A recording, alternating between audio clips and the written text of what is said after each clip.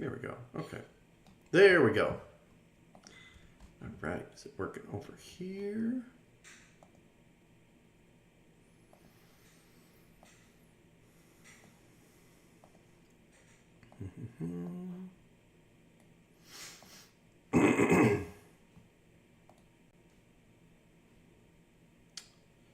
No, that one's not working. Oh, live but unstable. Okay, I think everything's up and running. I'm actually gonna BRB, and then we will get rolling here. I think that'll hopefully give Twitch a minute to catch up, because for whatever reason it doesn't seem like it's moving really, which is weird. But I know sometimes it kind of lags a little bit. But 1 second. Huh. I'm definitely online. Okay, I will be right back, and we're gonna see if that changes anything. 1 second.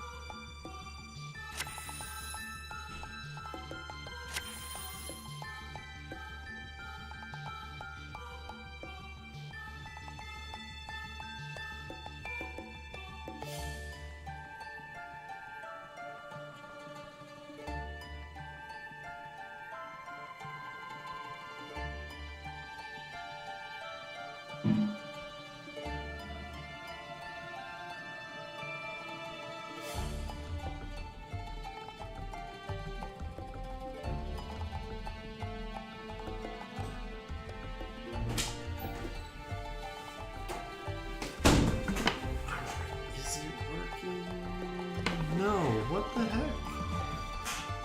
This is not right. Oh, there we go. Okay. Alright, Twitch is rolling. Everything's rolling. Just had to refresh the page, I guess. Weird, but I'm not going to complain. If it works, it works. Okay, alright, cool. So, today... Ooh, and it's World Chalice. It's actually one of the decks that we're going to look at. But yeah, just gonna run through some casual deck profiles today. I think that's one thing that is, and I've talked about this before. This was like some discourse that was going on recently about like the mid-core Yu-Gi-Oh player, and I've talked about how I kind of fall into that category, and how hold on. There we go. And how there's not really anywhere for us to go. I mean, occasionally there's a Master Duel event where there's enough restrictions that you can kind of get what you're looking for, I guess. But I would say that those are few and far between. There is the casual match, but most people in there aren't playing casually, and you don't get anything for it, I mean, you're not going to get gems, you're not going to get any kind of other rewards, so sometimes you can go in there and you can have some decent casual matches, but you're kind of just doing it for enjoyment of the game. And sometimes in Master Duel, you do want to get resources. You can craft more decks, you can try more cards, and I think my point with this is that Konami really needs to give the player base some guidance in this respect of what constitutes as a casual deck, what constitutes as casual play, what are the rules around it. I think that's really important because everybody has different definitions, right? Like some people think they're playing casual just because they're not playing like hardcore meta. I mean, it's different for everyone. For me personally, I think that if you're playing casual, you are trying to play a deck as close to the theme of the deck you're playing as possible. I don't like throwing in like uber generic staples like Triple Tactics Talent, Lightning Storm. I think those cards often take out a lot of the excitement of the game because it can just really pull the air out of your tires. Like you could be having a great back and forth, it's really close, and instead of drawing like an in-engine card or card relative to the archetype you're playing that could allow you for plays around the archetype, you just top deck Lightning Storm and like nuke your opponent's monsters, and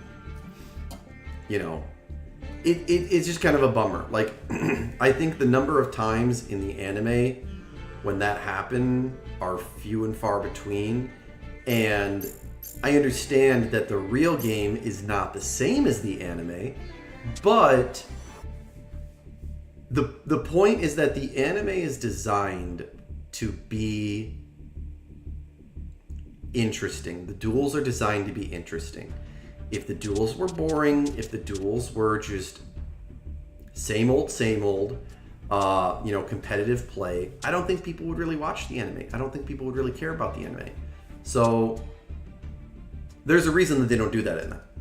A great example, a deck that I have a lot of fun with, is B Trooper. I love this deck. I love this archetype. I think it's a lot of fun. So yeah, we'll start a deck profile by just going through these guys. I'll give you guys the rundown on how this deck works. No, I have it in here. So basically this deck, focusing mainly on Link and Fusion monsters. I do have Diabolantis in here. It's a pretty balanced card. I mean, it's basically like, I have one level 4 tuner in this deck in Dragon Bite, so... And no level... Oh, I do have level 1 B-list soldier. Maybe at best I could do a Scout Buggy and a B-list and get 2 Foolish Burials off of it. But the monster effects that trigger in the graveyard that I have in this deck are Praying Mantis, and Resonance Insect wouldn't trigger in that moment. I mean, maybe you could trigger it with... you could trigger the second effect by banishing it, but it's not... Like, the reason this effect is helpful for this deck is because you can special summon back Armorhorn by banishing monsters. It could potentially combo with Insect Neglect. It can work with Assault Rollers, also can relate to banishing insect monsters. you could pitch somebody who you could grab back with Light Flapper, or you could pitch a B Trooper that you could use B Trooper formation with. So Diablo Lantis, obviously it's not directly related to the deck, but it does combo with the deck nicely, and it's just not that very broken of a card. Its second effect to treat an insect or plant as a tuner does nothing because I don't have any other synchro monsters, so he's essentially a 2500 attack Foolish Burial, which is not super powerful in today's day and age, and I feel like his card art fits the theme a bit. You know, the theme of this deck is basically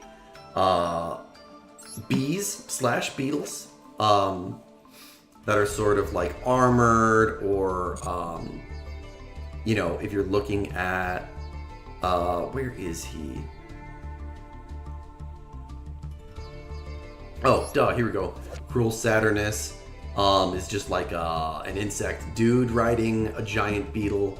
But they're kind of creepy looking, like Absolute Hercules, awesome card, but creepy looking beetle with its like weird 3 eyes there. I just feel like the art works with the deck, kind of. And since it's based on Link, or since it has a lot of Link something, we also have Shinobi Insect Hagakuramino.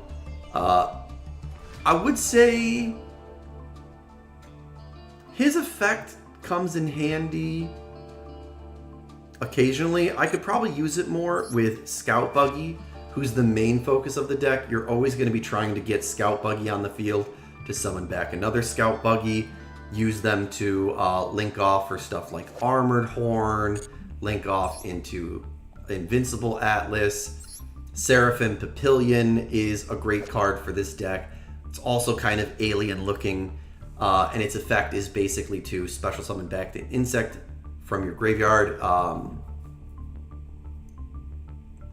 You can do it during your turn, but usually you're going to use it as a quick effect during your opponent's turn to bring Scout Buggy back after linking it into Seraphim Papillion, so that you can trigger its effect, summon another Scout Buggy.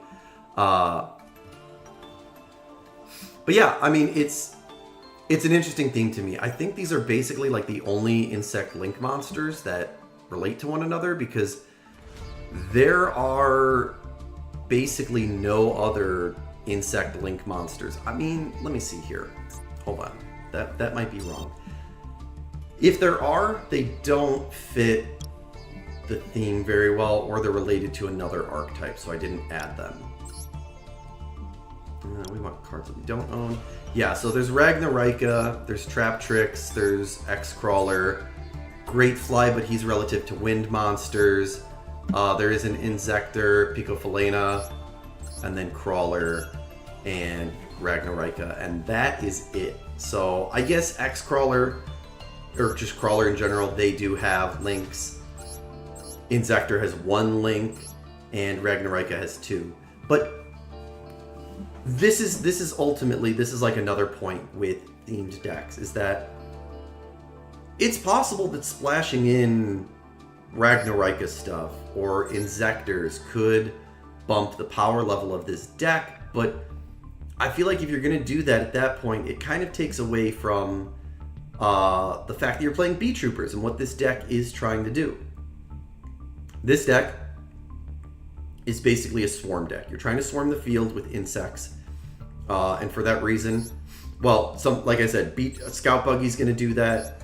Scale Bomber can special summon itself when you normal or special an insect monster. Assault Roller can special itself from the hand by banishing an insect. Sting Lancer can special by placing a monster from each graveyard on the bottom of the deck. That's a quick effect. That's a great effect for stopping graveyard effects. And then Mighty Neptune can be special summoned by shuffling 3 banished insects into the main deck. So you're trying to swarm the field with some big bad Beetlemorphs, all these big B-Troopers. You have some powerful end game monsters like Invincible Atlas, who can hit 5,000 attack at the cost of losing its effect protection and targeting protection. You have Absolute Hercules, who can swarm back more B-Troopers. Again, the point is to swarm the field with these guys. and for 2 turns is unaffected by other cards' effects after it's summoned. Cruel Saturnus can also help swarm if a insect monster is banished. Yeah, any insect monster is banished face up. You can special summon a banished Bee Trooper, and then it's a searcher in the same way Sting Lancer is, where when they're summoned you get a Bee Trooper card from your deck. So a lot of really good extenders in this deck, a lot of really easy special summoning. The way that you're going to get monsters banished to summon Mighty Neptune is going to be through Armorhorn, who can be special summoned from the graveyard by banishing 3 insects. Also gives you an extra insect normal summon, which is pretty good.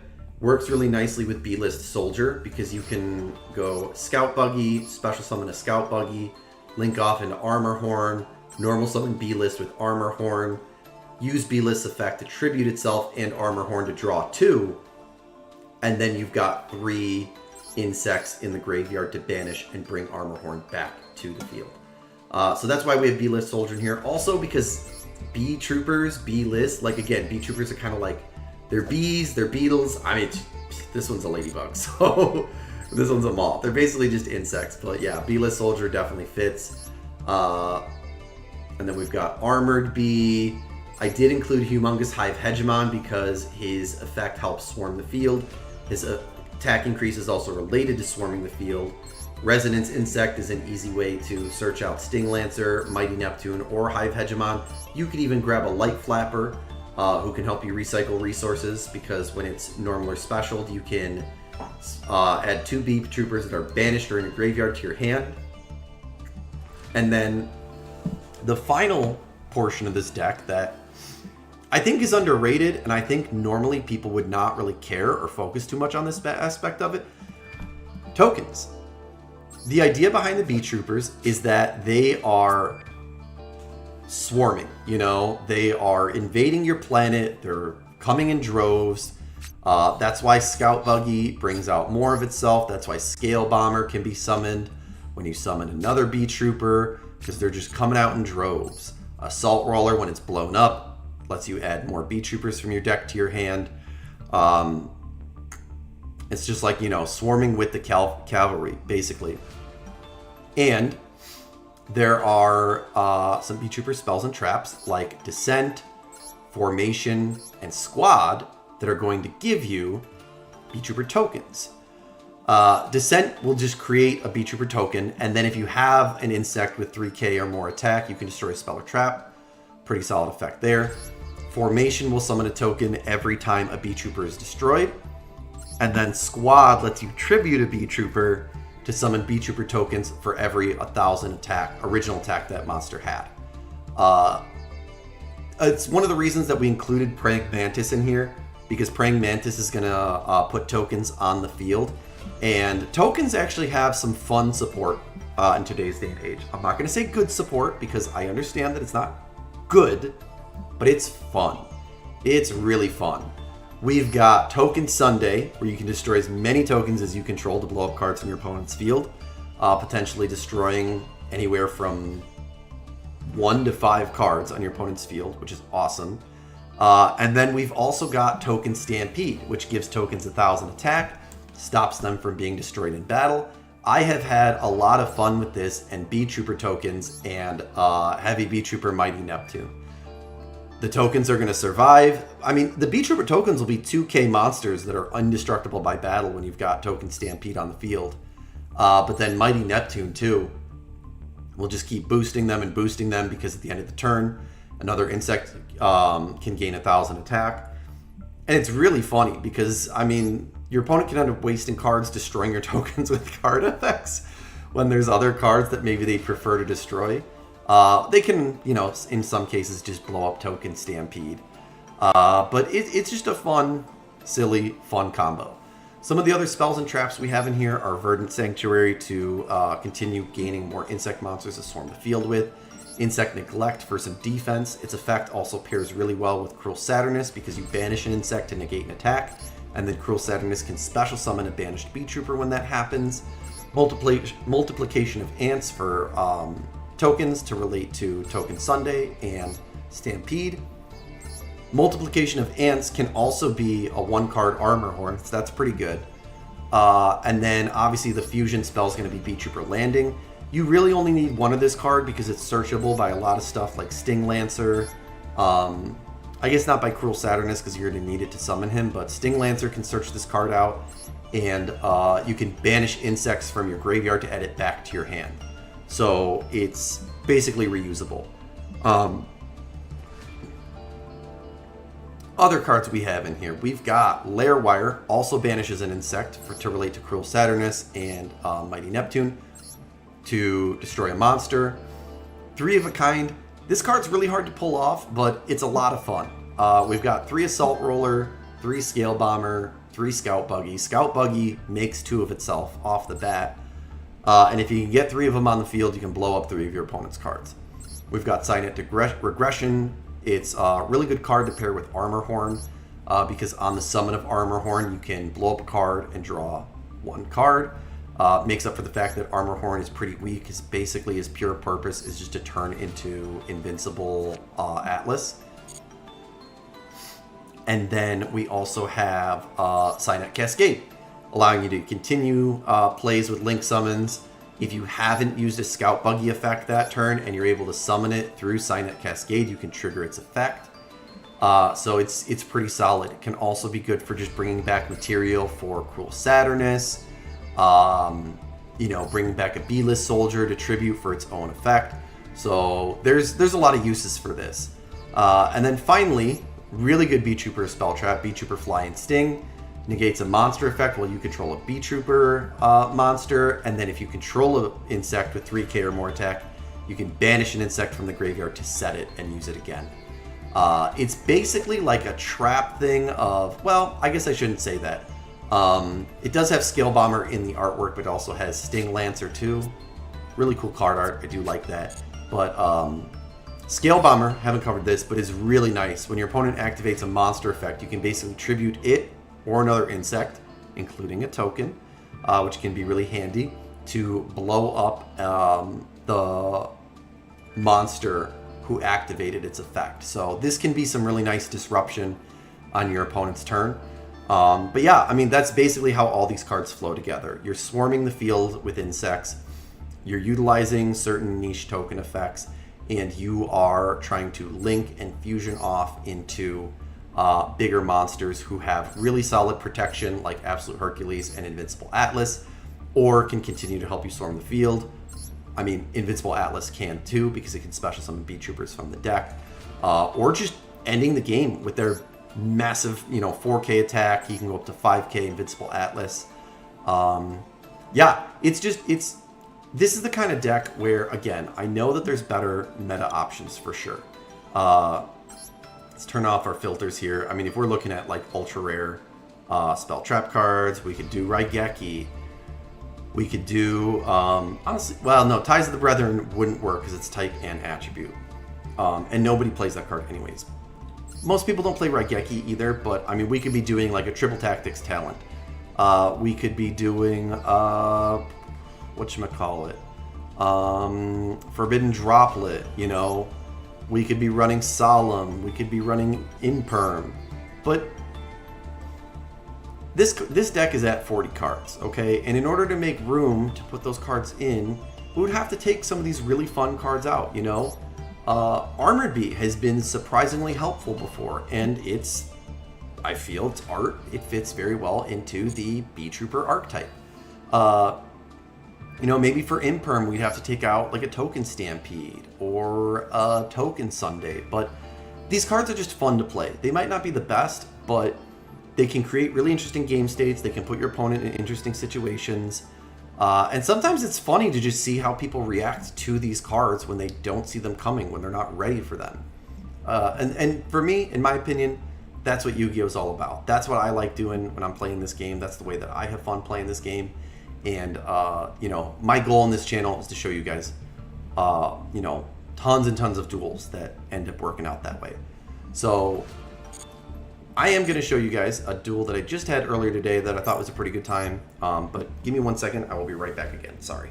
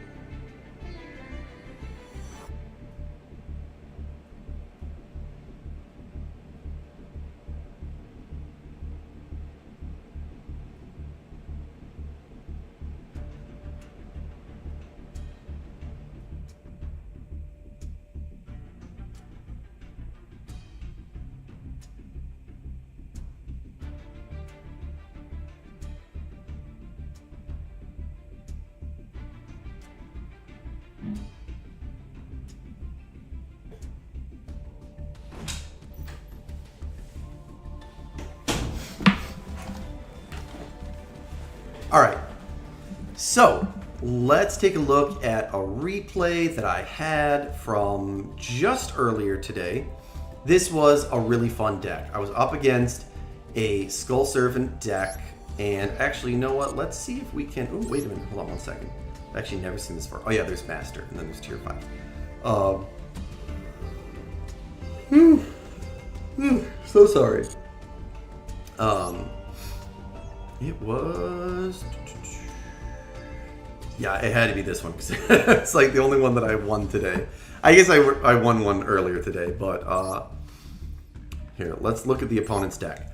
So my opponent was playing Skull Servant. They were playing basically a 40-card pure Skull Servant deck.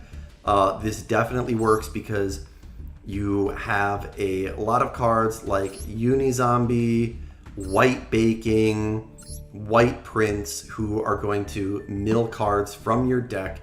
Gozuki 2, who are going to put Skull Servants in the graveyard. There is no protection, there is no negation, there are no hand traps. This is like just turbo Summon Skull. Everything is about putting more Summon Skulls in the graveyard, or drawing more cards to put more Summon Skulls in the graveyard, or putting Summon Skulls back into the graveyard. So this was a fun deck. Honestly, it I don't know if it was just that. I mean, my opening hand was rough. I was playing Math Mech, and I definitely opened my hand and was just like, oh God, what do I do here? Especially because they had seemingly a really good opening hand and were able to kind of just, pop off, get some big monsters in the field. But let's take a look and see how this duel went down.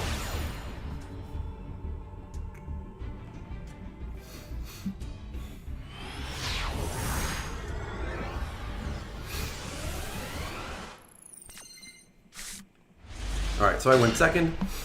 I opened 0 Math Mechs. Cleant, I think, is a monster that I need to take out. Its effect is not really useful. I think I just put it in at the time because I wasn't sure what else I should be adding to the deck, but then I just kind of forgot to take it out because I never really drew it, but in this duel I did. The Ram Claudia is actually the card that saved me, and you'll see why. But he's popping off here. He triggered the White Lord after, having a considerable amount of Summon Skulls in the graveyard, which let him mill cards from the top of his deck to the graveyard equal to the number of Summon Skulls. And he, hit a few more along the way. At this point, he's going to use the effect of White Prince. It was sent to the graveyard, so he's going to send a Skull Servant and a Lady White from the deck to the graveyard. And just going with the normal summon, the Summon Skull. Activating White Lord, banishing it for a second Summon Skull, both at 8k attack.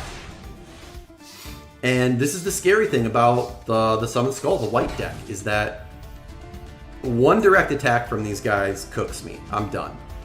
So I set the Math Mech Induction, I set the Linear Equation Cannon, and I set the Ram Claudia, believing, and rightfully so, that this guy was not going to attack with his Unizombie, which would have won him the game. But you're going to see here, he gets his third King of the Skull Servants onto the field. And I think at that point, they just thought, like, hey, I've got 3. So if I don't need to, risk anything here. If one runs through his face down, then the other 1 or 2 will be able to finish things off. So brings out the third King of the Skull Servants at 14k attack, destroys Ram Claudia. Ram Claudia brings out Circular, activate Induction, trigger Induction's effect to destroy it and destroy the second one. The third one attacks and destroys it, and then we're taking 2 direct attacks from the Unizombies. So we survived with 5,600. We were able to make it through with the floating effect of Claudia and the Math Mech Induction. At this point, I was a little bit nervous. I mean, here's the cool thing about this. A level 1 effect monster works great with Linear Equation Cannon because you can basically Just whatever number you call, it's going to get multiplied by 1, which makes doing the math a little bit easier. This is actually the only time that I've been able to pull off linear equation cannon, which I find to be a little bit shocking because, how do I put this? The Mathmech deck, I think, does a pretty good job of getting cards in the graveyard. You know, even the continuous cards like Induction are going to put cards in the graveyard. Circular literally special summons it by Foolish Burialing Mathmech from the deck. But yeah, I start with an equation, bring back the Circular. I summoned it in the first place with Claudia because I wanted its second effect. Normal summon the multiplication, grab a Billion Blade, overlay these two for Alan Bershin. Alan Bershin triggers, detach the materials, grab a Super Factorial. I'm trying to think why. Oh, because it's a Cyberse monster in the extra monster zone. So I guess what I could have done here, which I don't know that it would have made like a huge difference. I could have put Primath Alan Bershin in the extra monster zone. He would have gone up to 4k attack. But we didn't do that. We're going to give him the Billion Blade Nayuta. Attack, send the Diameter to the graveyard. So yeah, I mean, he would have been at 5k. The other person would have lost like 3,300. And then before the battle phase is over, hit that linear equation cannon, sent 3. I declared 3. 1 times 3 plus 3 is 6, and I had 6 cards in my graveyard. So equation cannon makes you mill whatever number you declared, or is it the number of cards you shuffle? Send cards on the top of your deck to the graveyard up to the declared number. Okay, so that's interesting. Here I am thinking that it just wipes your opponent's entire field. But yeah, so I declared 3, I mill 3, I shuffle 3. Man, what a crazy card. And I set the Super Factorial and I set the Signet Backdoor. At this point, I think I triggered the Super Factorial a little too early. I probably could have waited on this, but my thought process was overlay with the Diameter to get the negation effect. So we're going to overlay here into Prime Mathmech Laplacian. Mathematician sends another king, or a king. Laplacian triggers to just send the card from his hand.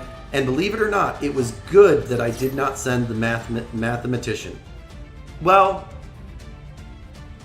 I might have also still won, but just you'll see. Laplacian triggers here with the Diameter effect to negate a card. So we negate the White Prince to special summon a king. They still have a Mizuki though, so it doesn't make too much of a difference. They're going to bring out that King of the Skull Servants, go into battle, attacking into Alan Bershin. Billion Blade Nayuta saves us here because we send Division, have the king, give 1,500 to Alan Bershin, and we survive. Nayuta activates, is going to give us back Circular. But you see what I'm talking about here? Turn 3, okay, my bad. Turn 5. This will be my third turn, and we have 14 cards in the graveyard. I did trigger the Signet Backdoor at the end of the turn to banish the Laplacian. We're going to trigger Circular here, send Nabla to special summon it, normal summon Multiplication, get a Mathmech equation out of it, and I was going with a kind of roundabout way here to bring out Final Sigma and trigger the effect of Nabla. Yeah,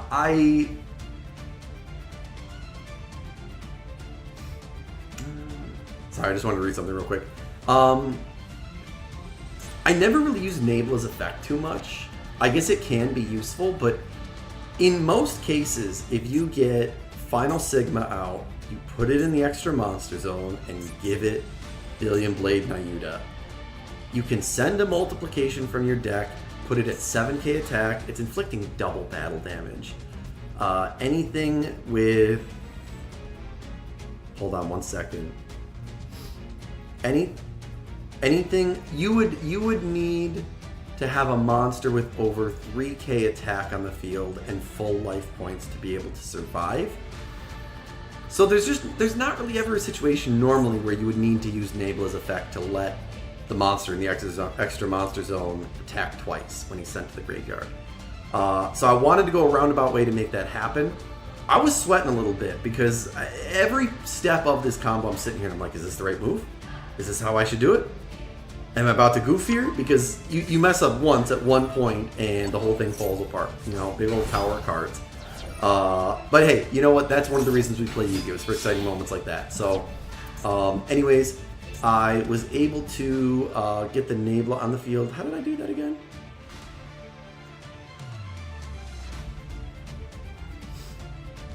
Wait, I specialed. Didn't I normal summoned the multiplication, I thought.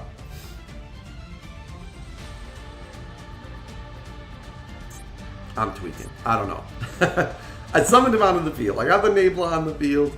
We're synchroing here. 4 plus 4 plus 4 equals 12 for Geomathmech Final Sigma.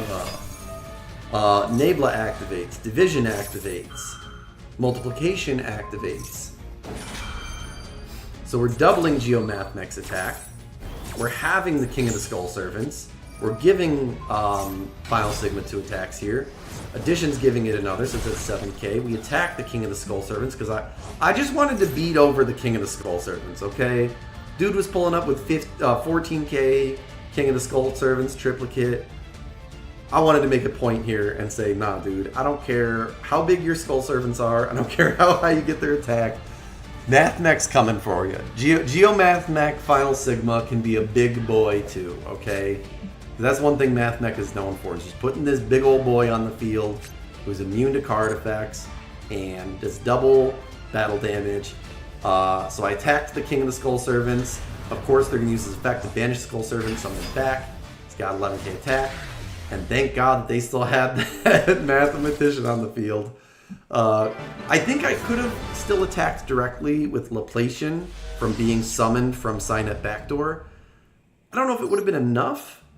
And not only that, but I think also, the reason I was reading cards a minute ago was because I think there was some sort of stipulation that Final Sigma could be the only monster that attacked that turn, or only monsters in the extra monster zone could attack that turn. Wow, that's funny. Why the Gaias? Is it for the fusion? It is for the fusion. But they don't...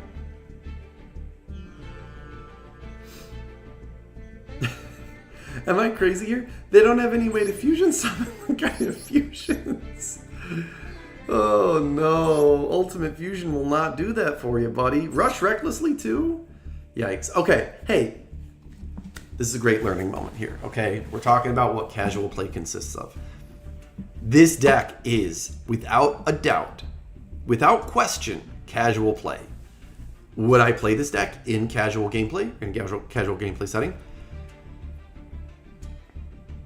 Probably not. Like, casual play does not have to mean bad play. It can mean inefficient play, and that's okay, because we're playing to have fun. We're playing to create interesting board states. We're playing to find ways to win, or find combos that will work in ways that you might not normally expect, or you might not normally attempt. That's some of the fun of Yu-Gi-Oh! Is the excitement, that pulse pounding, heart thumping. What's that face down? What are they going to do next? Am I going to make it through this turn? Can I actually make this combo happen? You know, am I going to be able to make it around their disruption? So that's what casual play is about. It's about finding creative ways to have fun with this game. I will applaud this person for having an interesting Blue Eyes White Dragon deck, but the Gaia stuff is really clunky. It's a 56 card deck, which is sometimes possible, but do they really need 3 Spiral Spear Strike? Probably not. Yeah, I mean, it could be improved on, you know? Let's do that next. Let's make a casual Blue Eyes deck. There's plenty of Blue Eyes support out there. For certain, I don't have all the cards, so we're not going to... what was in here? Oh, this was Crusadia, so... Or, World Chalice. I was gonna do something with this in a little bit. Yeah, save and return. But yeah, let's just look at like what making a Blue Eyes deck, what that entails, what it looks like. I haven't really been using this Umi deck. Let's do this one.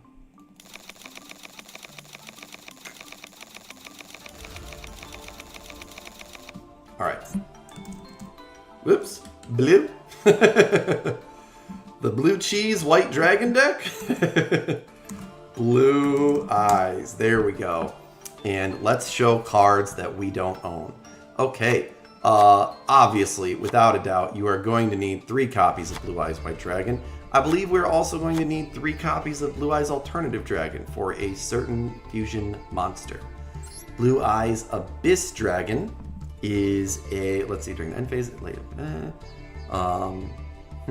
Okay, I think one of these is fine. I hate Blue Eyes Jet Dragon, but one Blue Eyes Jet Dragon. Do we need Chronicle Magician? Probably not. Chaos Max Dragon is a good one. Not sure if we can make the Dragon Master Magia yet. Spirit Dragon, sure. Bingo Machine Go, sure. Searching for Blue Eyes Monster or Spell Trap. Okay, we'll stick with one of those for now, just because it's an ultra rare, mostly. Deep Eyes White Dragon. Special summon, inflict 600 for each monster with a different name in your graveyard. Ooh, nice burn effect. Okay. Oh, okay. Oh, wow. And it can... Okay, all right, cool. So this card is going to work with stuff like Blue Eyes Ultimate, Neo Blue Eyes Ultimate. That's pretty cool. I do like that. Dragon Spirit of White. We'll do one of these. This is Millennium, so we don't need that. Send Blue Eyes White Dragon from your hand to deck to the graveyard. Special summon from your hand. Ooh, okay. We'll start with 2. We might shave that down. This is going to search those important little egg boys to bring out the Blue Eyes. Awesome. Discard, send it to the graveyards. Ooh, okay. Also special summons Blue Eyes from the deck. We'll do 2 preliminarily. We will do 2 preliminarily. Of course, a Neo Blue Eyes. Of course, a Twin Burst. Of course, a Tyrant Dragon. Oh, that's fun. Okay, 1 is probably fine. I feel like for a lot of the spells and traps in this, 1 is fine. 1 will work because they have such a myriad of a variety in their effects that you don't necessarily need multiples, you know? There's a lot of good support here, a lot of ways to make it work. I'm gonna say, 2 White Stone Legend? I don't know. I'm not sure. We'll take a look. I mean, we're not going to playtest this deck, so I guess really I'm just kind of trying to showcase what a casual Blue Eyes deck would look like here. This is for the Chaos Blue Eyes. This is for... just it's good for if you do Ritual Summon these guys or pull off a Fusion Summon to banish a card from one's field to graveyard. Get one back from the graveyard. Probably like maybe just 1 Kaiba Man in case you brick into like a couple Blue Eyes. And then... no, never mind. That wouldn't work with that one. So yeah, 1 Kaiba Man. Priestess. Searches Blue Eyes. Okay, we'll just do one of these guys for now. Just because... again, we're just kind of looking at like the casual build of this. Let me see here. Target 1 face of monster you control. Return that face of monster hand.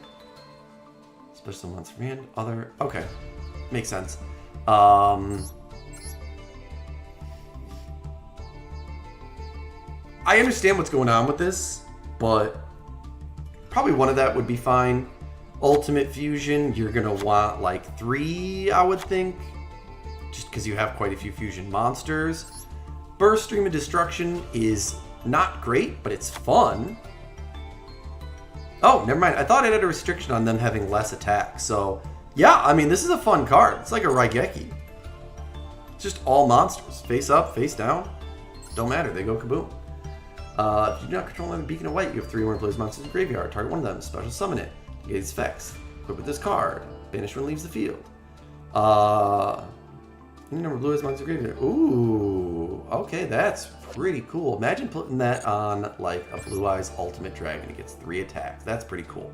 Let's put one of those in here. Neutron Blast. This is the Ultimate Dragon attack card. Target when fusion Blue Eyes Ultimate Dragon you control. Make a second and third attack during each battle phase. Not restricted to monsters only. Can't activate cards and effects. Wow. Now that would be a fun card to pull off. That would be a really fun card to pull off. That would be a good time. And this is what I'm talking about. Nobody's going to play Neutron Blast. Nobody's going to play Burst Stream of Destruction. But honestly, I don't even think anybody would really probably play Strength and Unity. But these are fun. That's cool. Neutron Blast on a Fusion Summon Blue Eyes Ultimate, that's some straight up Duelist Kingdom shit, okay? You are attacking multiple times with your Blue Eyes Ultimate. Your opponent can make no response. It's a 4,500 beat stick. And they've done this with a lot of cards where they're like, hey, this card came out 800 billion years ago. It sucks now. Let's make something cool. Let's make something fun to make that card viable, to breathe life into it. I love stuff like that. I think that's so much fun. Rage with Eyes of Blue. Oh man, look at that. What a scary card. 3 blue eyes with that red background. Banish this card and as many cards as possible from your hand, field, and graveyard face down. Special summon 3 copies of Blue Eyes White Dragon from your deck. Wow. I mean, that's a big cost and you're basically left with nothing. But it's a quick play, so if you use it during the battle phase, you could go for broke and possibly end a game with it. And then the ultimate creature destruction. Oh wow, another Blue Eyes Ultimate. Target 1 Blue Eyes monster control, unaffected by card effects, up its own, can't destroy battle. Any monster at battle is destroyed at the end of the damage step. Well, this card's in your graveyard. Normal summon, special summon Blue Eyes Dragon. Ooh, and it gets revival. Okay, cool. I mean, just wait a minute. Hold on a second. Do they not have? Wow. Wow, wow, wow, wow, wow, wow, wow, wow. Okay. We gotta take a look at something here.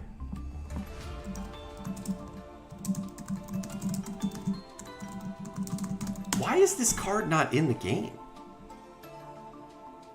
So weird to me. Hold on, I don't want to do this one because they put the big old sample over it. All right, ladies and gentlemen, if you will please turn your attention to... Wait, what? Oh, there we go. If you will please turn your attention to the Blue Eyes Alternative Ultimate Dragon. Why is this card not in the game? First of all, really sick card art. Very, very cool. Very, very cool. Its effect. For some reason I thought it needed 3 alternative white dragons to be summoned. So honestly, I mean, you know, if you wanted to like free yourself up from bricks, or if you wanted to add more like of those smaller Blue Eyes monsters, you could probably go down to 2 copies of alternative white dragon. It's good. It's a great card. Destruction effect is handy, but it's not the end all be all. I think you could probably get away with 2. Your opponent cannot target or destroy this card with card effects. Always nice protection. Once per turn, you can target 1 card your opponent controls, destroy it. Oh, wait a minute, here we go. If this card is fusion summoned using a monster whose original name is Blue Eyes Alternative White Dragon as material, you can target up to 3 cards. Ooh, wow. It's a dad. It's a Dark Arm Dragon. Can't attack that turn. But it's got like a Dark Arm Dragon-esque level of blow up.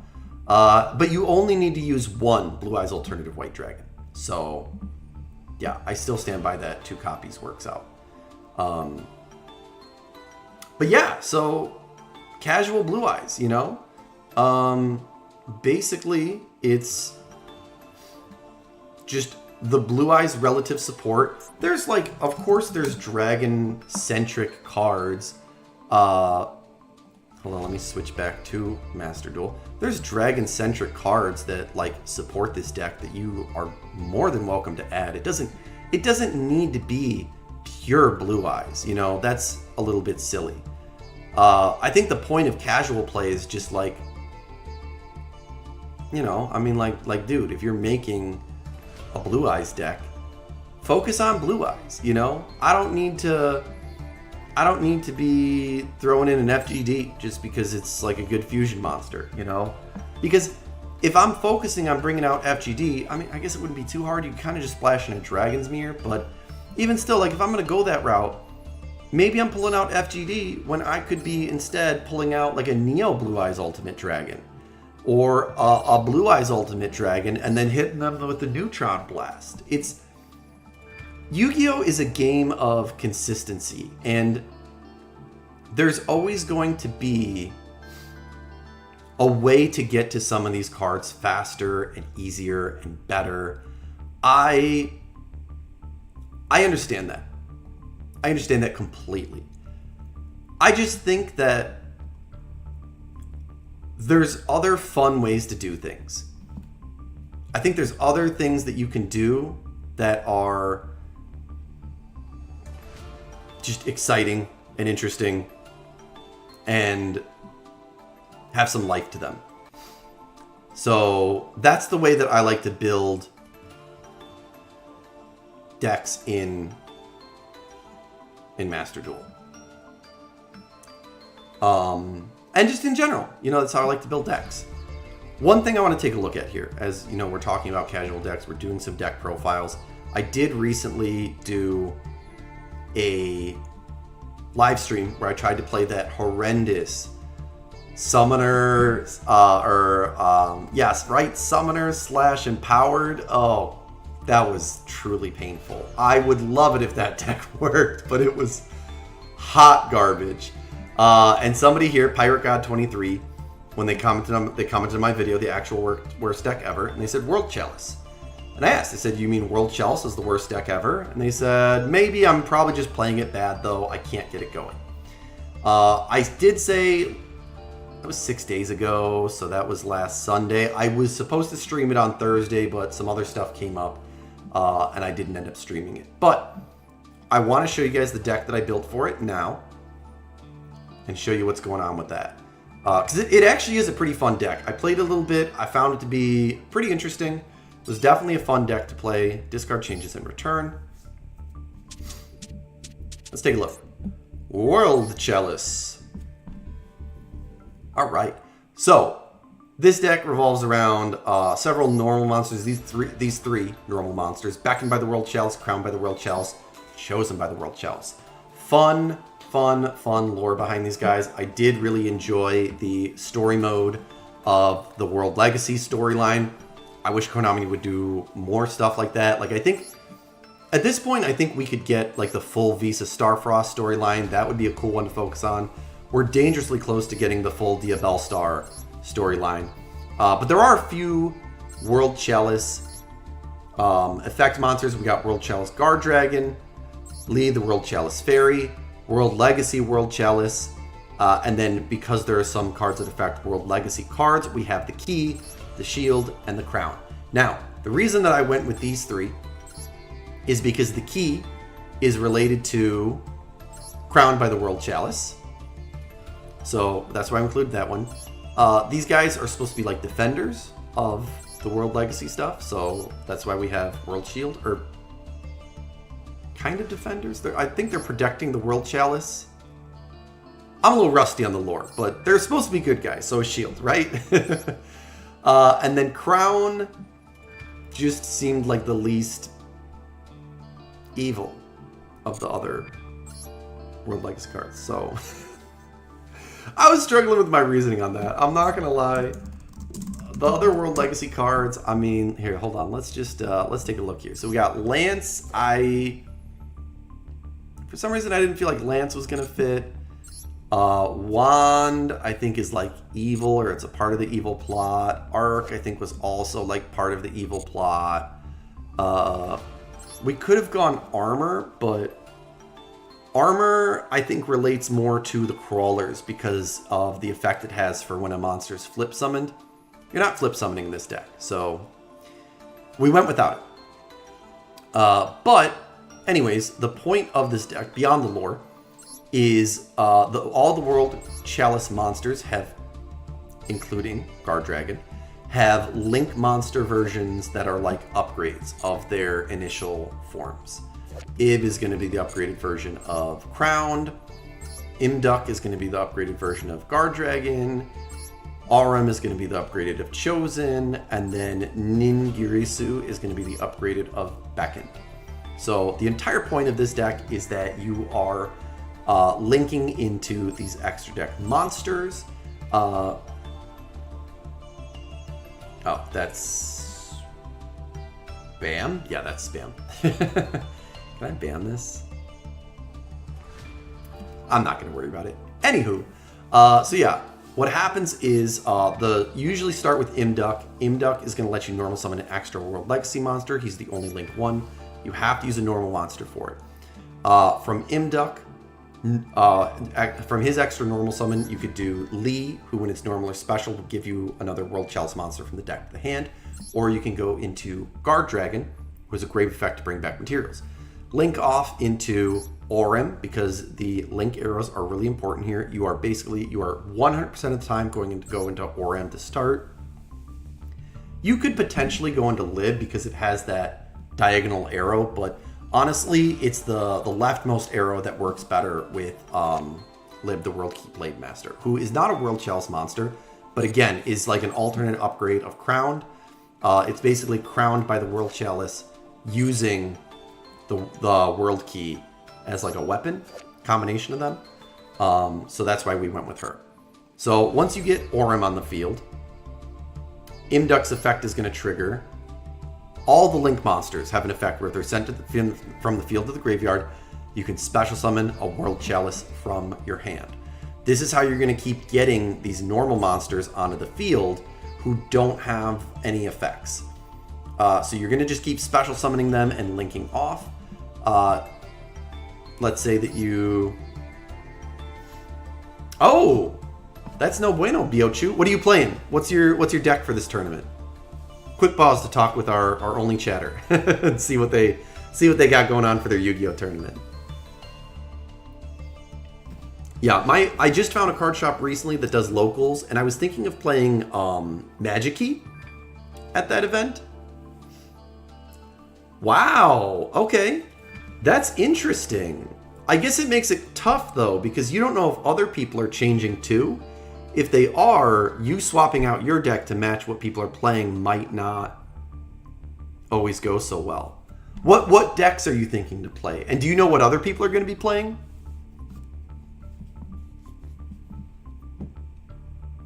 Oh, fun. Okay. All right, so for YouTube here, Biochu over here on Twitch says, I decided to join a tournament, and I'm absolutely not prepared. We are allowed to change deck every game, but I'm thinking about playing Witchcrafter and Evolzar variants. Those are both really fun and unique decks that have, I think, really interesting mechanics. Witchcrafters with recycling spells back to the hand, and then Evolzar with the Evil Tile evolving into the Evolsaurs and then eventually becoming the Evolzar. And I love the artwork on the Evolzars too. Which is Master Duel. Oh wow, okay, interesting. What's BO1 mean? What does that stand? Oh, best of one. Best of one. No, I think that's going to be fun. What are the variants that you're going to be adding to Witchcrafter and Evolzar? How are you going to kind of tweak them?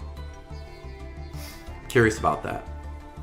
Because I think I've seen people playing Shaddoll with Witchcrafter, although honestly I don't feel like it worked too well. You can actually check that out on my YouTube. I uploaded a video of it. I played Tistinia. It was a close game, but yeah, I don't feel like the Shaddoll stuff gave them any extra benefit. I know that Evolzar pairs with a lot of like just generic dinosaur support, and I've even seen people play it with Transcendosaurus too. Were you thinking to do either of those? Oh, okay. That's kind of interesting. I've never seen it played with Diabellstar or Labyrinth, but I guess there are some really good Evolzar traps, I think, so I can kind of see that working. But yeah, I mean, that's awesome. Yeah, I think branded would make sense because they do have a lot of spells that recycle themselves when fusions monsters leave the field, and obviously witchcrafters have fusion too. I've never seen it played with White Forest before though, so good luck with that. I wish you the best, and definitely feel free, after the tournament's over, pop in for the next stream, and would love to hear how you did. I've only got a little bit of time left to stream, so I was just going over it. Someone on YouTube said that they thought World Chalice was one of the worst decks. I decided to make a deck for it, play it, learn it, and I'm just kind of going over some of the combos I found, some of my findings for it, how I thought that it played. But yeah, basically the job of this is just to keep linking with the link monsters and bringing those normal monsters back on the field through effects with Guard Dragon, even World Legacy World Chalice has an ability to get World Chalice monsters onto the field. You can do it with Unexpected Die. So there's a lot of ways to just bring them out, get those monsters out. But basically, you want Orem on top in your extra monster zone, Ib underneath, and then Ningirsu can be tricky because it's 2+ link monsters. I wish I had more libs. Honestly, I would put more libs in this deck, but I can't.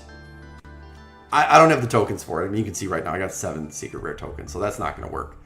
But basically, you want to get Ningirsu out, pointing to Orem, pointing to Ib. If you've got a really good hand, you might be able to get a third one, but he's going to basically let you draw equal to the number of World Chalice monsters that he's pointing to.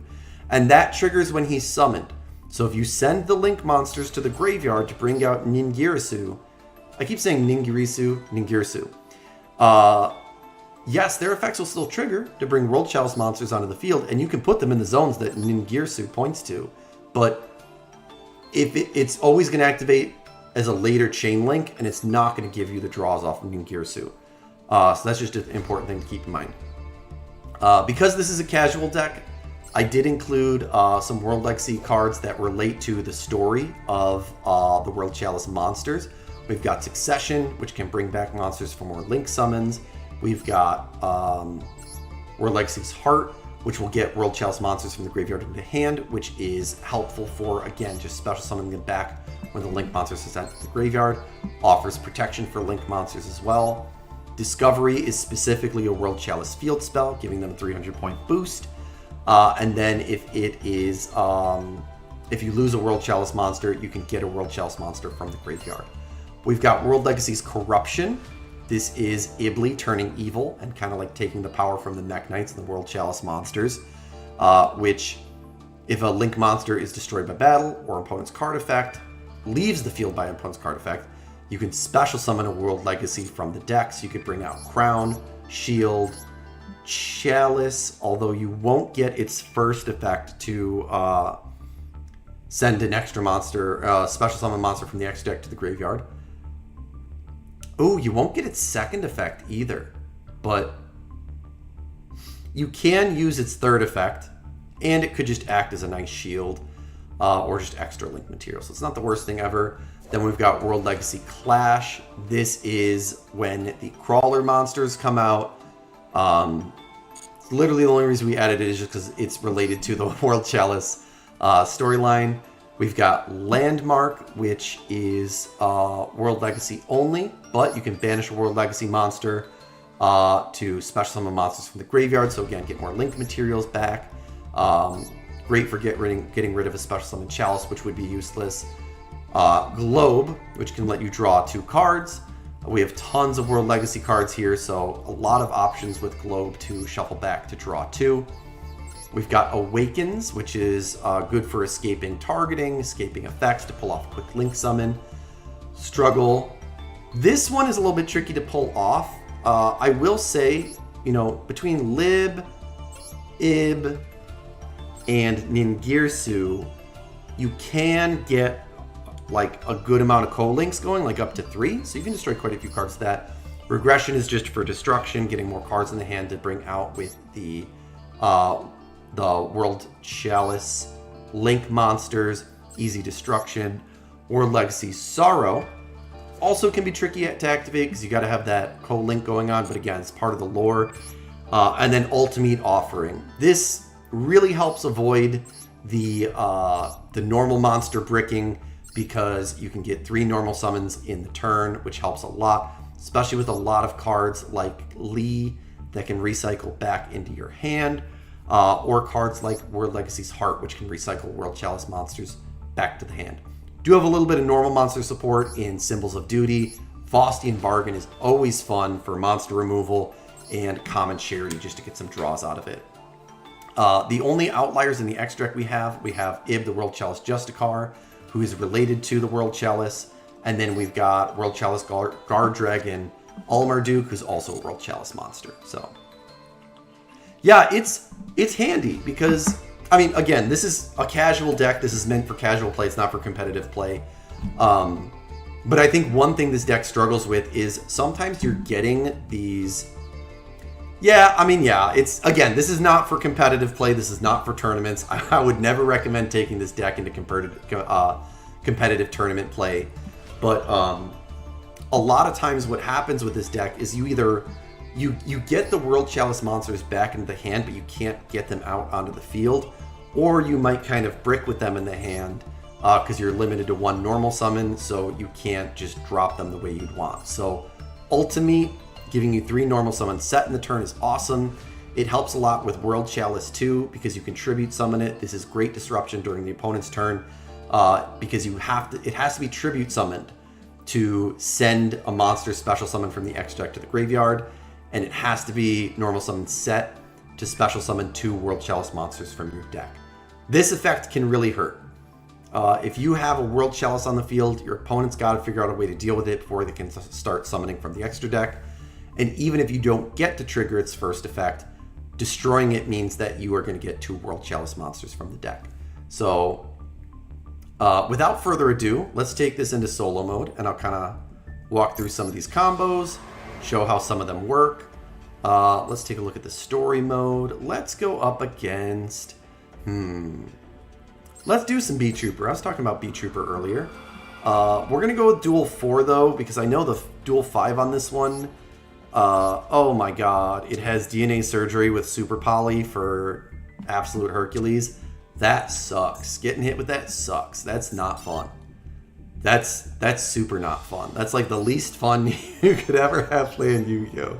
Just watching all your monsters get super polyed off into a 4K beatstick who is unaffected by other cards and is going to give them back one of the monsters they fusioned off for it as well. That's a bad time.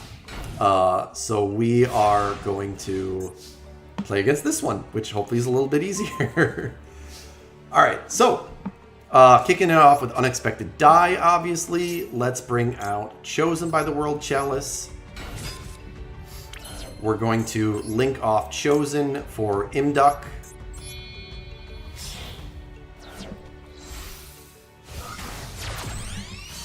Imduk is going to give us an extra normal. I want to say... Yeah. Let's do Lee. Lee is going to give us another... we can grab...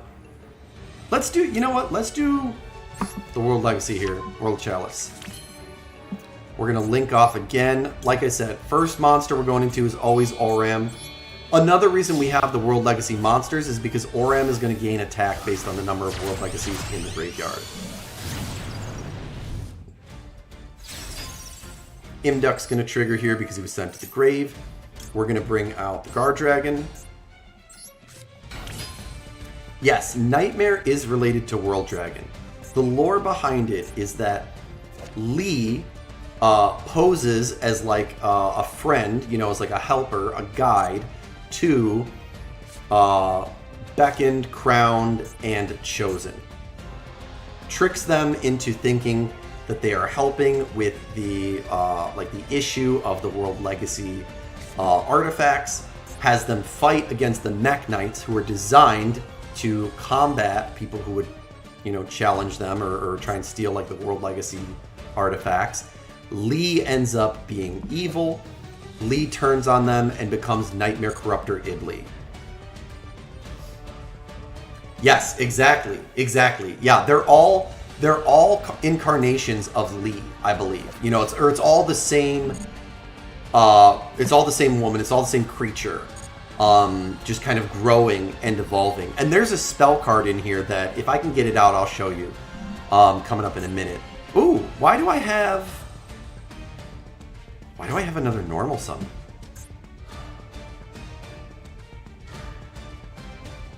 Yes, I agree. I think I'd have to. Oh, you know what? Because we started with the special summon with Unexpected Die. Oh, that's awesome. Okay, so here's what we're gonna do. Let's tribute the Guard Dragon. Normal summon, World Legacy, World Chalice. And then we are going to...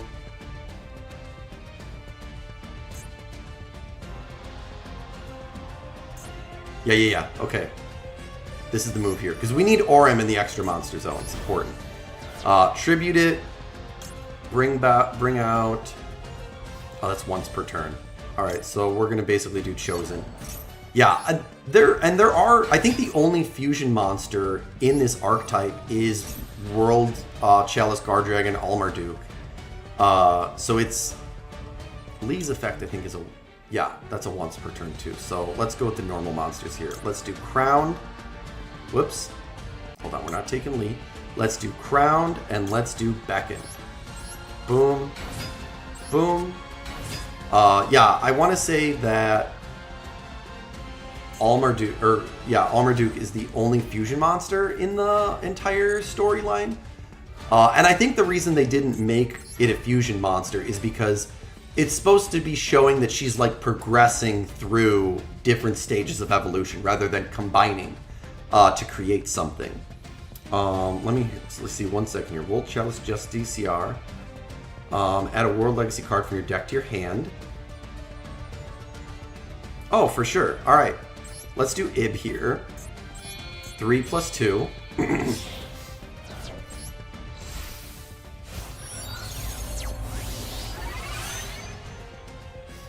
And then here we go. Ib is going to trigger. Here, I'll show you the spell card that... This one right here. World Legacy's Corruption. So this is when Iblee basically turns on the World Chalice guys and the Mech Knights. You can see Blue Sky in here, and I'm not sure who that is right there. But she basically turns on them. She steals like the Power Stones that power the Mech Knights. And I think you can see like that rainbow of stones in the artwork for Nightmare Corruptor Iblee. We don't need that though. What we need here is... Yeah, we need Succession. Okay, we're going to link off again into Lib.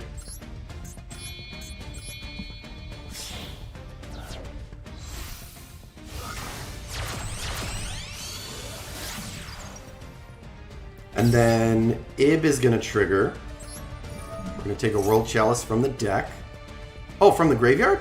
Wait, what's going on here? From your deck or graveyard. Okay, cool. So let's do the Imduck.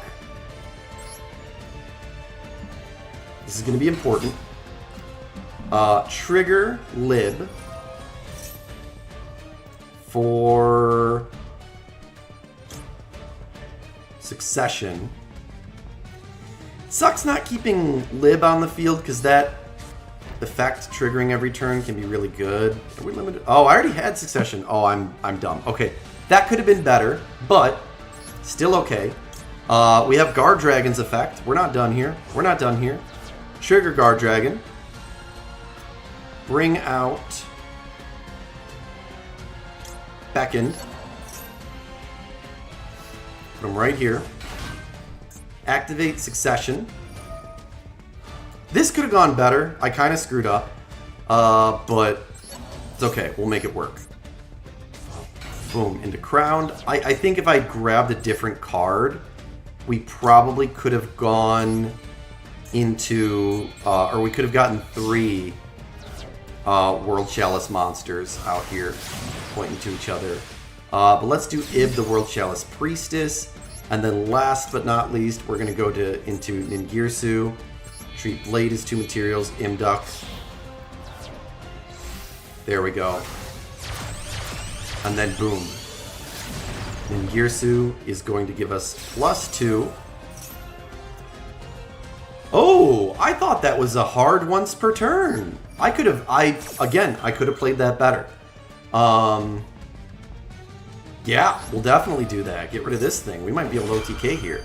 This is basically what World Chalice does. I think this is why the person who commented on my last video was having a hard time with this deck. It can be really tricky, don't get me wrong. You know, like, it's not the easiest deck in the world to play. It took me a little bit of practice and learning before I got to this point. But, man, once you get rolling with it, it's good. It's a solid deck here. Let's see. Send 1 card from each player's field to the graveyard. Yeah, you know, well, no, hold on. I'm highly doubting that face down's something to worry about. This might be game. Oh my goodness.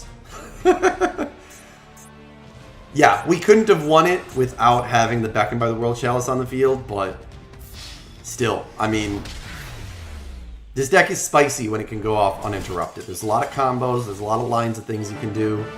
It's a good time. It's a good time. I'm definitely having fun with it. Okay.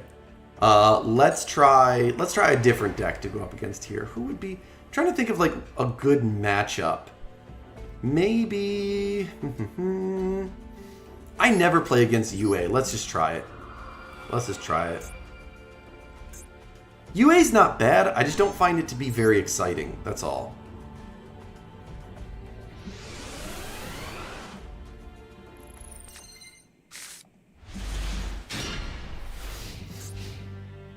Oh, yikes. This is a... This hand sucks. Oh, no.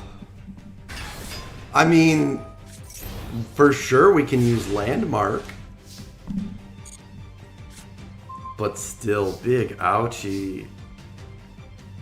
We can't even link off into Imduk. I mean...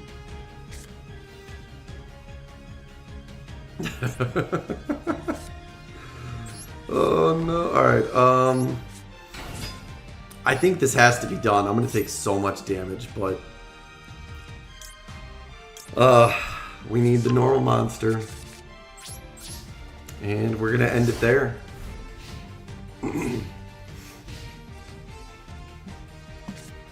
Big yikes. What is this thing doing? Add a UA monster. They all like cycle through the hand. Okay. Dreadnought Dunker. What is this thing doing? Oh, that attack gain is permanent. Oh no, we're trapped. Yikes, dude. Oh lord. Oof. Wonderful trip to Spain we're having. That's the last card we needed right now. Holy... Alright, I don't think there's any hope here, but let's see what we can do. We get another normal summon here. Let's go into Lee. Lee is going to give us Crowned. Link off into Auram. That if he hadn't destroyed our face down Landmark, I actually think that we could have cooked here a little bit, but he blew it up, so doesn't really matter. Alright, well, we learned from last game, Imduk is not once per turn. Let's trigger the Guard Dragon. Bring out the Chosen. link off into lib.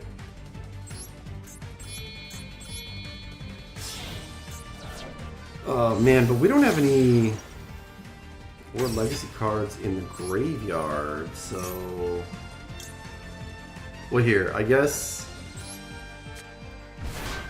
I can do that, and then... Oh shoot, I'm stupid. I don't think that was a good move, but... Here, let's do this. Let's get the World Shield in there. Now we trigger lib. What do we grab with this? I can't get over either of those, so that's what you might call a bad time. That doesn't help.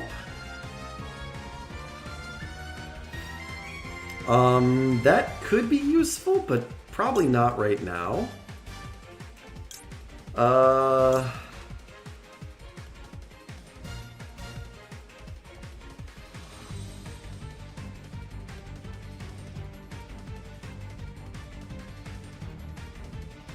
I don't think that's going to be enough. I mean, so what if we kill the Dreadnought Dunker? That's not... That's... I mean... Okay, alright, wait, hold on. Hold up. We got this. We got this. Yeah. No, we got this. We can just keep triggering this, so... Let's do this. Let's do this.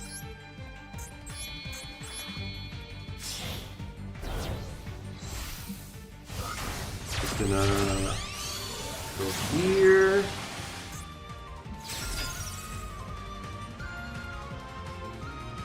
Let's do this. Bring out you.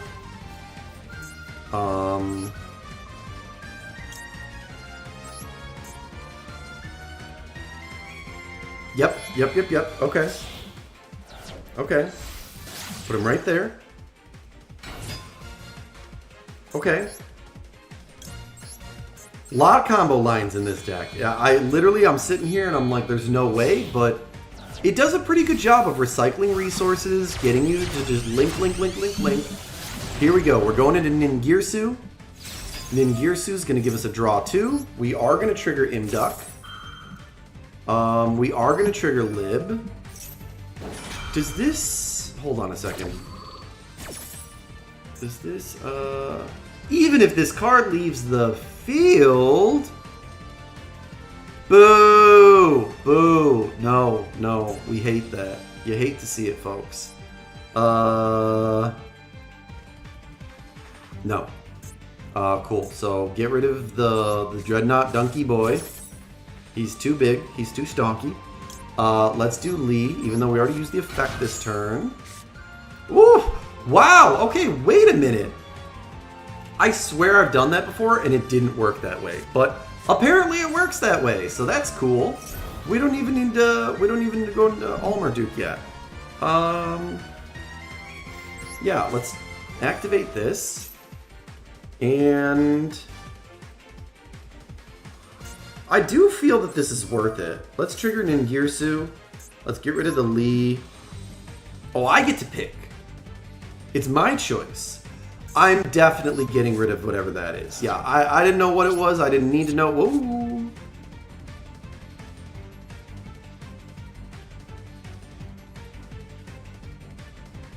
Okay, well, he wouldn't be normal summoner set. This deck doesn't really play an extra deck either, but... Screw it, why not? Battle. Boom. Oh. What's he doing? Oh. Poop. That sucks. What's the move here? We don't, because I only have 800 life points. He's gonna give his monsters a boost. I mean... Ib can't be targeted or destroyed by battle, but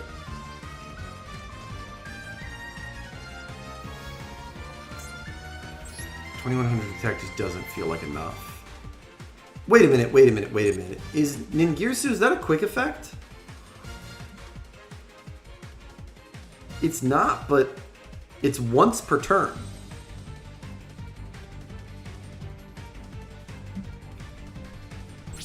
All right.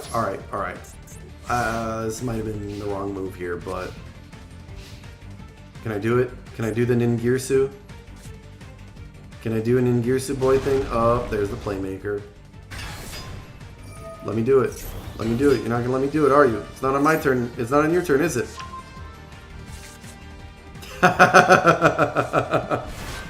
100%. Good timing, Donald. You are about to watch me lose. I am a third-rate duelist with a fourth-rate deck.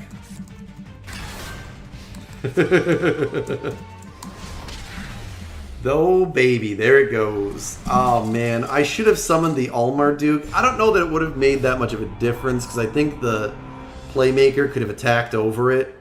Let's try it one more time. Because, honestly, probably could have... Like, that opening hand was a bit of a brick. If I hadn't taken 73k damage, or 7,300 damage in the first turn, I think that something more probably could have been done. Wow, that's not good. Okay. Oh, and both of our co-link traps. That's fun. When we don't have any co-link monsters. Let's see here. Let's just set the lead because we have another one we can normal summon next turn and trigger its effect to search a World Chalice.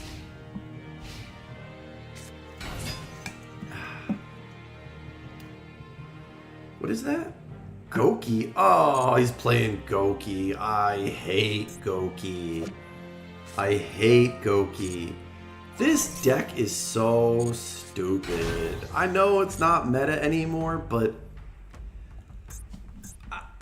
make it make sense to me that like you use up the Gokis and you just get more Gokis. I get it, it's for link summoning, it's so you can do link summonings and link summons and link summons on top of link summons on top of link summons on top of link summons.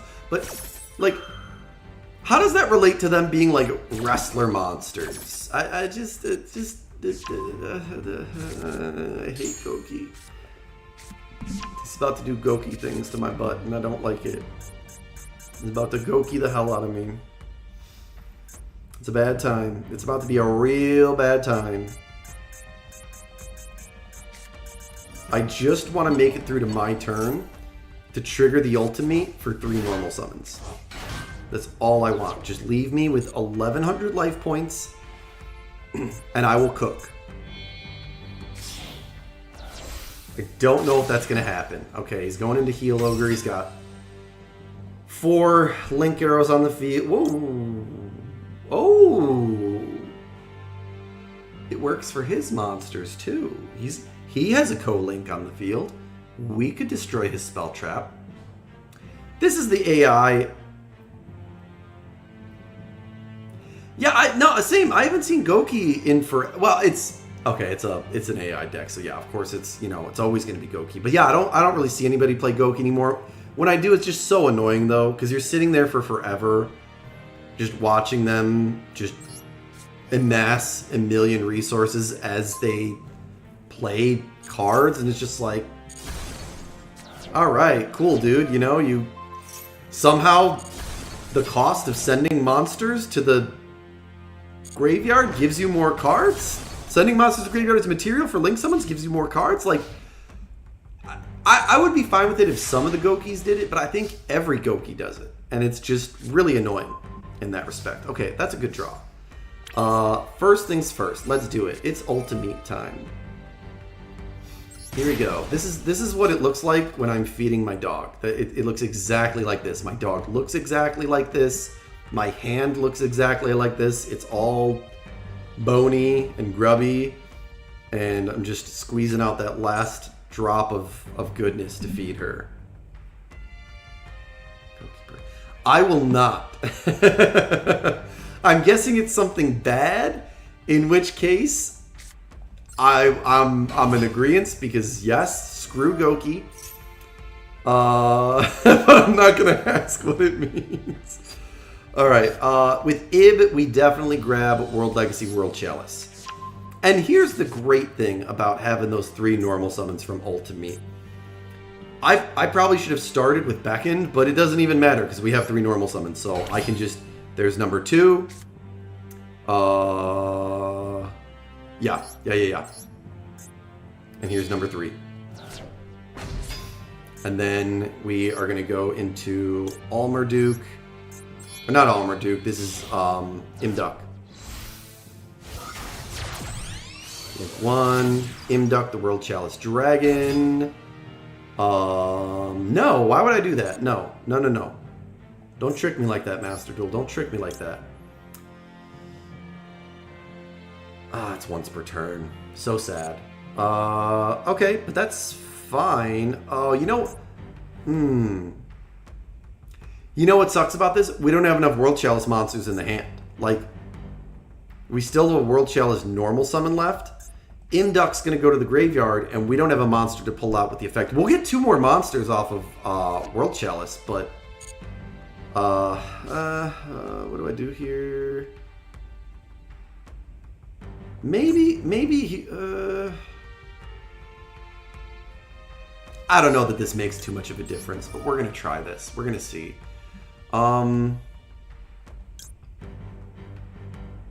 Yeah, get rid of the Guard Dragon. Get Lee back.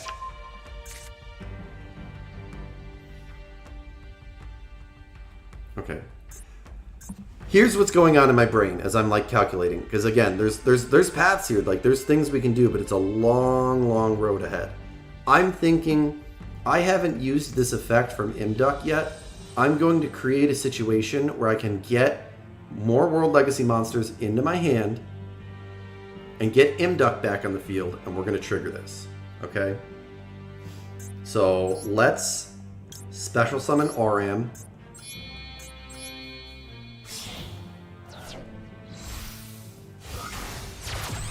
Another reason that nobody plays World Chalice, Nibiru would nuke this deck. World Chalice triggers, Imduk triggers. Still haven't used Imduk's normal summon effect. Here we go. Let's special summon the Lee. Let's bring out Crowned. Let's bring out Chosen. Let's link.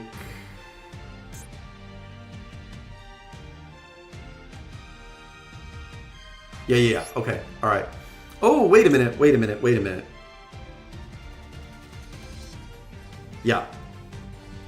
God, there's just like there's so many paths. Like I will say, I can kind of understand 2 things here. One, I can understand a new Yu-Gi-Oh player seeing this, and or someone who's coming back to Yu-Gi-Oh from a long time ago, being like, yucky. Me no likey. Me no play this. Here, and then yeah, we're gonna grab the World Legacy's Heart. But I think, as far as combo decks go, I think this is a very balanced combo deck. I think this is a very fair combo deck. There's a lot of moving pieces. It does take a lot of big brain, but I think that it's realistic and it's fair. I do. Realistic. I don't know why I said realistic, but I feel like it's fair, okay? I don't feel like it's busted. I don't feel like it's broken in any way. I think that... Oh, shoot. Wait a minute. It's too late. I have to do it. I don't know if I needed to do that, but we are doing it. Yeah, I feel like it's an incredibly fair deck. So... Is that a once per turn? Only use each of the flying effects. Yeah, okay, that's a hard once per turn. Did we trigger... Yeah, we did. Okay. Alright, well then let's just grab back our normal monsters here. Yeah, I think this is a very balanced combo deck. Again, new players are going to see this going on, what's happening here, and they're going to go, hell no.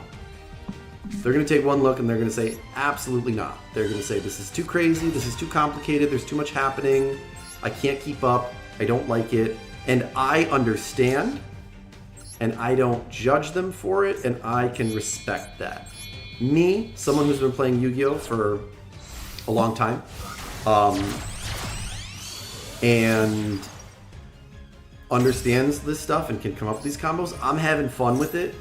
Obviously, I would hope, like, if I went up against a World Chalice deck, I would hope the other person just knew what they were doing, because I think it would be really boring to sit here and watch somebody just, like, combo off at infinitum on this deck, you know, without, like, and just taking forever.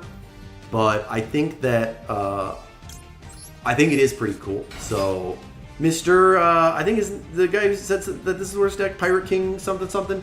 If you're watching this, dude, this is how World Chalice works. This is how you play World Chalice.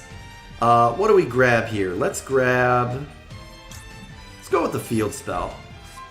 Doesn't really matter too much. Boom, activate that. Now we are going to link into Ib. Man, we got so much material on this field, it's nuts.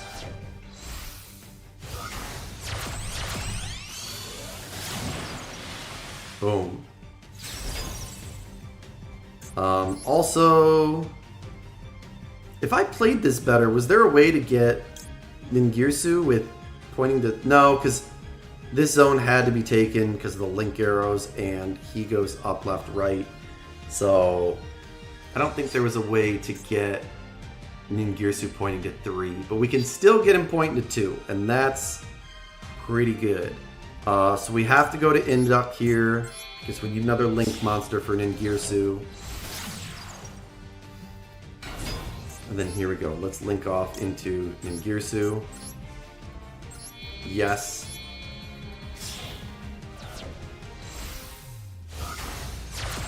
There we go. Let's draw 2. Yeah, this is always fun. I mean, if you get your opponent down to like 1 monster, I mean, you can also OTK with this deck. We're just gonna remove that. Draw 2. Ooh, okay, wait, hold on a second. Special summon.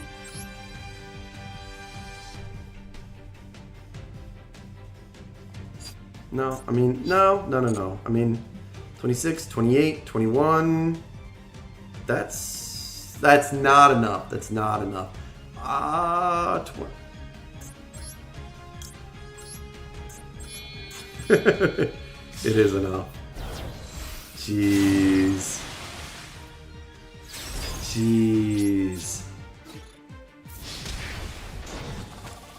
Yeah, I mean, I think what's crazy about this deck is that in most circumstances, you're going to be able to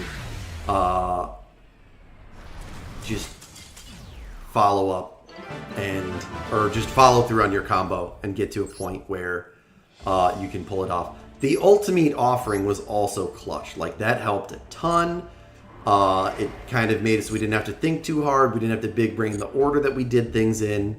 And it definitely helped having those 3 normal summons, because it put us in a position where we could search with Lee, trigger World Chalice, and still get a normal summon off, which was solid. So that's basically the World Chalice deck. Really fun deck. Feel free to steal my deck list. I'll say it again. I wouldn't take this deck into competitive. I wouldn't take it into ranked.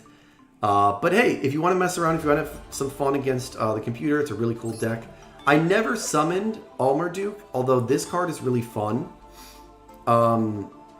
It's 3 link monsters, so ideally you're going to do like Imduk, Ib, and RM. And can attack all monsters your opponent controls once each, which is super cool. And on the off chance he's battling a link monster, you can banish one from the graveyard, the same rating, destroy it, deal some burn damage. I've never pulled off that effect. I'd probably need to pick an AI to duel against in solo mode that has link monsters.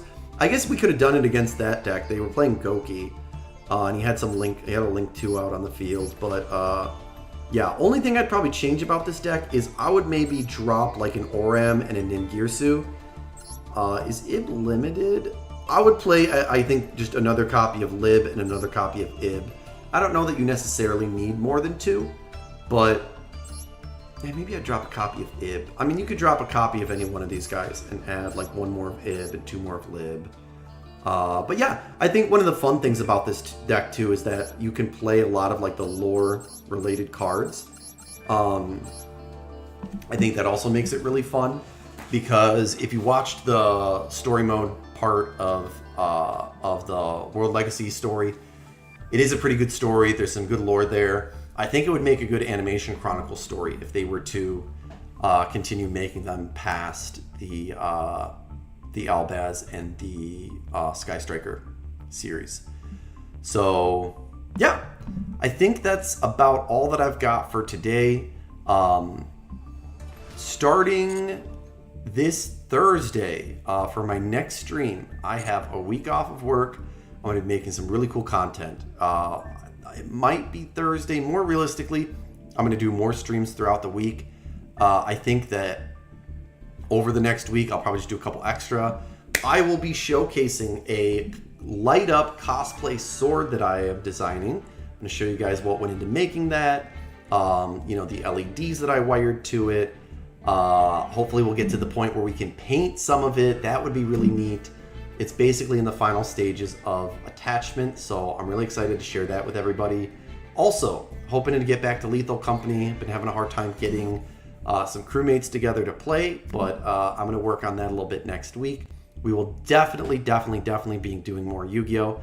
I'm hoping that I will have time to maybe make some anime video uploads, and maybe play some more interesting decks. There's another big Yu-Gi-Oh! Project that I want to work on, but it's going to take some time. If I have some time next week, I'm going to see if I can start fiddling around with that and get that rolling. But thank you for everybody who tuned in. If you really enjoyed the stream, you want to see more of my content, please feel free to check out my videos, like and subscribe, and I hope to see you guys again in the future.